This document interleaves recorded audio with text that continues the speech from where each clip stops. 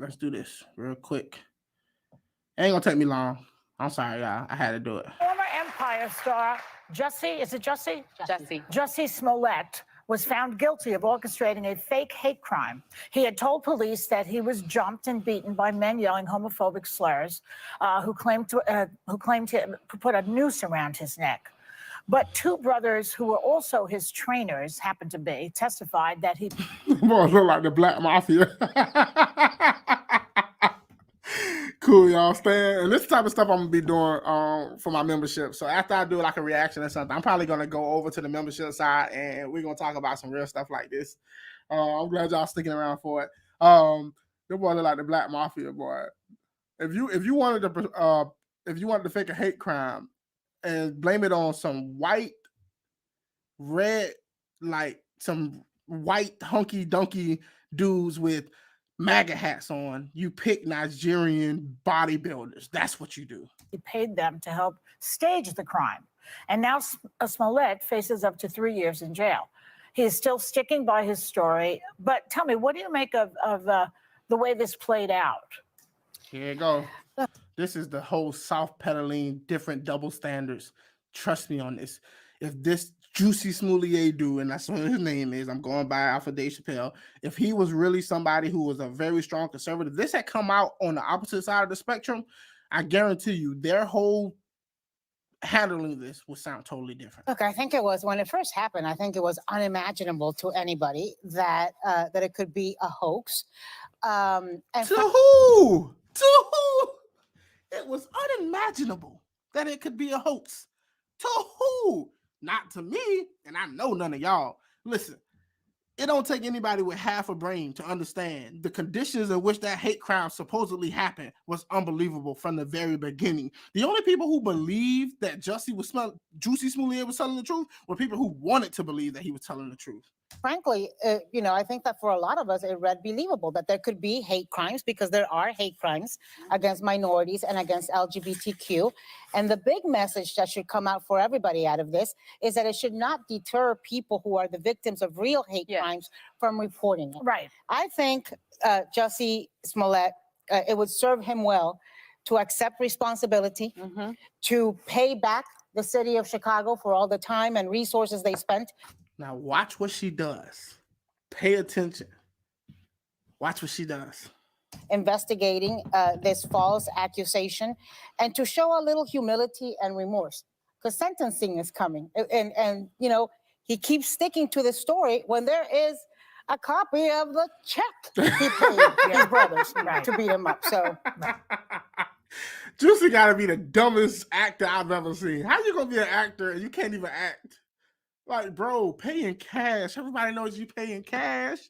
Look, if any celebrity out there wants to pay me, Javier, $10,000 bare minimum, depending on what you need, to perpetuate a hate crime on you, I accept cash only. Like, I only want cash, right?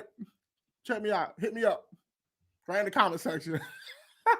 Right. Can I say, Jussie, full disclosure, Jussie is a dear friend of mine. Full disclosure, Jussie is a friend of mine. We don't even want to hear what you got to say, woman. Fine. I love him. I know I said woman, but that's not what this is about tonight. Say, Jussie, full disclosure, Jussie is a dear friend of mine. I love him so much. I still don't want to believe this. In his own How is this show even popular? How are people even watching this crap? testimony, he said that there was drugs involved. I don't have any evidence that he is addicted to drugs, but because he ain't, he lying. He trying to say he had a sexual relationship with the guy who apparently was one of the brothers who beat him up, and it was some little sour stuff going on here. Man, that ain't got nothing to do with what happened. we know that when drugs are involved, people don't always make the best decision. Humanizing. Look, I sympathize with people who really have drug addictions, who are suffering and going through actual drug addiction, right? To sit here and try to blame drugs or even introduce the fact that drugs has anything to do with this has no weight at all on anything that took place. And you know why? Because up until the point where it took place, where Jussie faked it all the way to this very day. Jussie Smollett is still lying about it. Drugs don't make you lie about stuff like this that long. This has nothing to do with it. He was on TV talking about he was the gay Tupac and he was going to be all, people who didn't believe him, didn't trust him, they were racist or somehow. That has nothing to do with drugs. Drugs don't make you do that type of stuff. Come on, man. That they don't always surround themselves with the best people, places, and things. Hopefully, he will start surrounding himself with better people, places, and things. I think about Robert Downey Jr. He's the bad person in this situation. It wasn't the Ocean, whatever those guys' name is, the Nigerian brothers. He's the bad influence. Talking about surrounding himself around better people. He's the bad influence. If anything, people shouldn't want to be around him. See, this is ridiculous, people.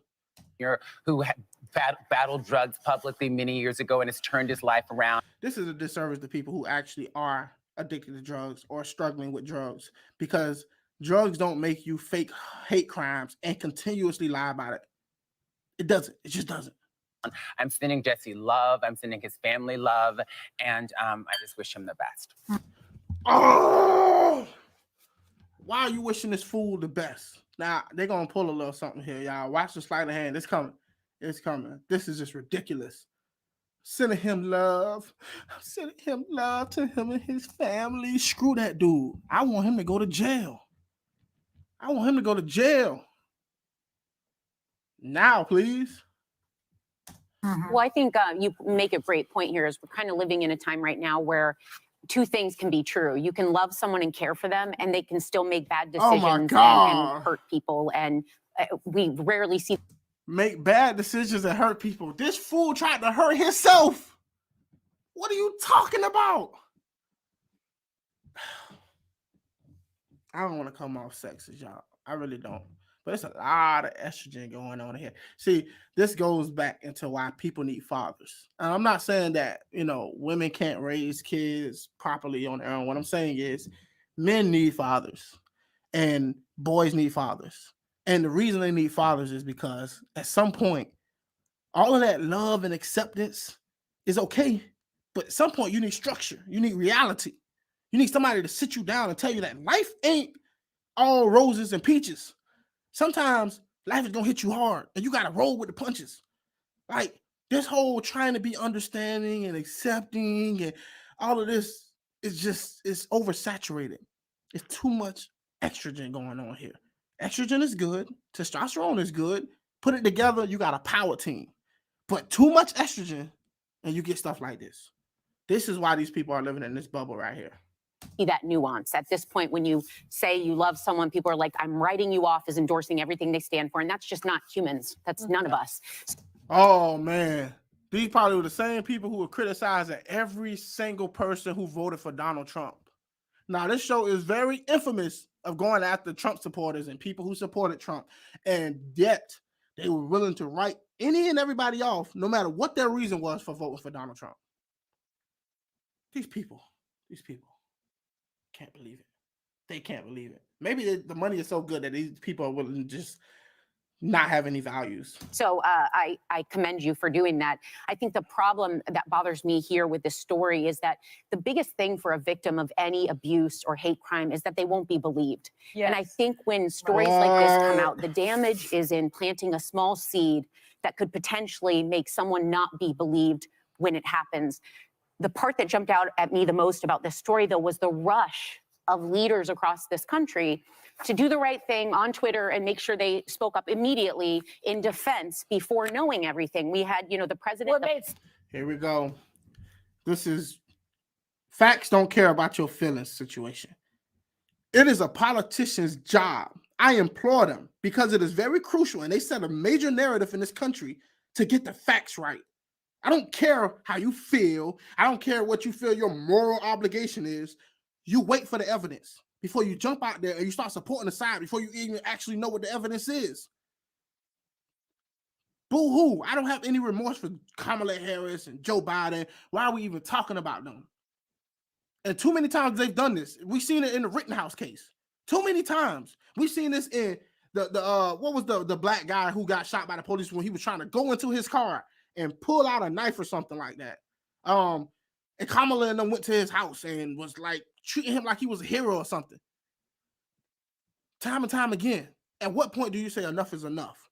Wait for the evidence to come out before you start running your mouth about something. We expect that at the bare minimum from our politicians. Sense. That's why. Well, yeah, but Someone did the right thing. The right thing is to wait for the evidence. And when you approach anything that happens, you need to bring the information in. You need to respond, not react. And everyone across the boards reacted very quickly. And nope, that's not true. The people who didn't believe Jussie didn't react. They just thought about it and was like, you know what? This doesn't make any sense at all. It doesn't. It doesn't make any sense at all. It doesn't take rocket science. It doesn't take Einstein. It doesn't take any of that. It was a stupid story. Look, I supported Donald Trump.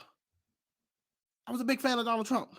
Listen, in no way in the world I'm going to be walking around Chicago with a noose in the middle of a vortex storm looking for Jussie Smollett out of all people.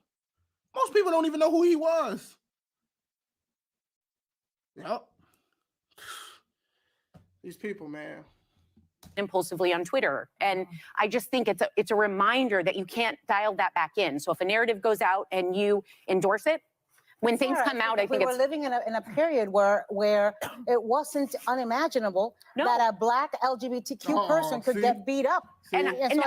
No, we are not about to let you do this.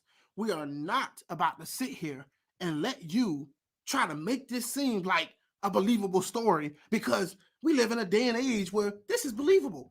Nothing about the details of Jussie Smollet's story is believable. Going to Subway in the middle of an ice storm, one of the coldest nights in Chicago, is not believable. Being met by two MAGA supporters in Chicago, in that side of town especially, is believable. Them carrying bleach and a noose around just in case they run across you is unbelievable. What else is unbelievable? The fact that they know who you are. The NF dude from Empire. It's unbelievable. I can go on and on. It's unbelievable. But they just try to gloss over that. They just want to gloss over that and say, it's believable in America. If it's so believable, why is it that somebody has to fake this? Think about that. If it happens all the time and it is so common to where we need a national movement to stop it, why is it that this man felt like he needed to fake this? And what would he have to gain by faking such a thing? They don't want to talk about this. This is a discussion that they should be having. I'm sorry, y'all. I get so passionate about this because it's just the absurdity needs to stop. People always ask me, how could you vote the way you vote? Because it's people like this. I can't get with this. I just can't. And I know why it happened. I know why it happened. But you know what? I think it's important. Let me say this, and I'm sorry, Sonny, because I know I'm cutting into your time. I saw yesterday a lot of reaction, on that point on Twitter of people wanting to own the liberals who had. Now they trying to turn it into against the conservatives. This is what I'm telling y'all. Wait for it, because it never fails. Instead of this being a real referendum and a real correction on Jussie Smollett, now it's become about the people on the right. Exactly. Nobody really knew who this guy was. To be fair, he was on Empire because they needed some diversity. Let's just put it that way. They needed some diversity. You figure that out. There was a lot of diversity going on in Empire. Reacted in support of Jussie Smollett. Well, yesterday also, Josh Duggar got convicted, found guilty of child pornography. Here it is, the diversion. Why can't they just use this section to talk about Jussie Smollett? And if you want to talk about a different situation or a different segment, do that. They would refuse to give this man the full amount of attention that is required to digest what this man did and the consequences he should be facing. Now, I want to point something out very clearly, right? I find it ironic that Jussie Smollett played on this show called Empire, right? And the reason that he really was on Empire is because he was the diverse character because he was homosexual. And there was a lot of scenes of him doing homosexual acts and things of that sort on Empire. Now, for this show to be so concerned about diversity and inclusion, the whole story was about some gangster dude who built a whole music industry company surrounding corruption and his wife and doing drugs and stuff, all of this stuff. So they're promoting this negative message and glorifying this type of lifestyle and what it gets you. And of course, there was some drama and things that actually hurt people, and it was showing how those things could, you know, turn back to hurt you or whatever. But the main drama of the show was surrounding that. That's why a lot of Black people were tuning in. But they made sure that through all the guns and the drugs and the glorification of the music industry and all of those things, the hip hop community and stuff like that, and the objectification of women, they made sure that you got some diversity and inclusion in there, because that's what's most important. A lot of people have never heard of Jussie Smollett before this. Yeah. And guess what? There are pictures Crickets. all over, all online of him with Marco See? Rubio and Ted It's no longer about Cruz really Jussie. and Mike Huckabee. So here's the bottom. Here's people trying to clap. See, the whole time when they said anything about Jussie being guilty or anything like that, nobody even attempted to clap. Now they start going after somebody on the right, and you hear people trying to build up a clap. These people are laughable at best. line. It is not their fault that Josh Duggar was a pornographer, and they didn't know. And it's not, you know, Kamala Harris's fault or Joe Biden's fault or Cory Booker's fault or anybody's fault that their natural reaction was to empathize with. You see how she put that? You gotta be out of your freaking mind. Listen how she put it. Notice how she described the other guy on the right, and then how she had to stutter. She stuttered because she had to get this right, how she described Jussie Smollett's situation and these other politicians. Pay attention. Pornographer, and they didn't know. Hello. Marco Rubio and Ted Cruz and Mike Huckabee. So here's the bottom line. It is not their fault that Josh Duggar was a pornographer, and they didn't know. Straight up. And it's not, you know, Kamala Harris's fault or Joe Biden's fault or Cory Booker's fault or anybody's fault that their natural reaction was to empathize with somebody who we all at first thought was a victim of a hate crime. Who we all, correction, who a very small group of y'all thought. Correction. And the second thing is, it is their freaking fault because they have a job to do, and their job shouldn't be running and pouncing on anything that supports their political views or supports their positions. They should wait for the evidence. So yes, I do blame them for being incompetent. Fault anyway. Can we focus on the guilty parties? I need you to say something. Well, I was going to say I'm sorry, y'all. I'm not yelling at y'all. I'm yelling at these people. exactly that, you know, we want victims of hate crimes and any crime to be believed. And so I think that, you know, in a sense, that was a good thing that they came out and said, we believe you. It was a good thing. No, we have a law. We have a court system. What you do is you allow the court system, the lawyers and the judges to do their jobs. Wait for the evidence, because while you're being empathetic and while you're running to the defense of somebody, what you're also doing is condemning somebody else who has been accused of committing that crime. What happens if it finds out that that person didn't actually commit that crime? Are you going to apologize to them? Of course not. These people and their freaking emotions and feelings, they're ruining our country. They're ruining the narrative. They're ruining what binds us all together. I'm so tired of this. And what I hope really is to see some contrition, because sentencing is coming up, and we know that he is facing as much as 3 years in prison. And if drugs were involved, if other things were involved, what I would like to see when none of that has to do with him lying. He sat on the stand and lied again. Drugs don't have anything to do with this situation. They're trying to humanize him in a way that still softens the blow. These people are disgusting. And when he arrives before the sentencing judge, is complete contrition and penance, and for him to say, maybe, you know, I was on drugs, I made the wrong decisions. I wonder if they took the same position when it came to Kyle Rittenhouse or anybody else that they disagree with on the right. I wonder. This does not have to do with, oh, the right is always right and the left is always wrong. This has to do with how you treat each individual case based on your own political ideology, and it's a biasy. Because I really do wonder if they were sitting there trying to give Kyle Rittenhouse advice, if they were trying to say, if they really believe that Kyle Rittenhouse was guilty, did they really say that he should just own up to it, and he just explain that he shouldn't have been down there and try to get some sympathy from the judge? They're giving advice to Jussie Smollett to try to help him.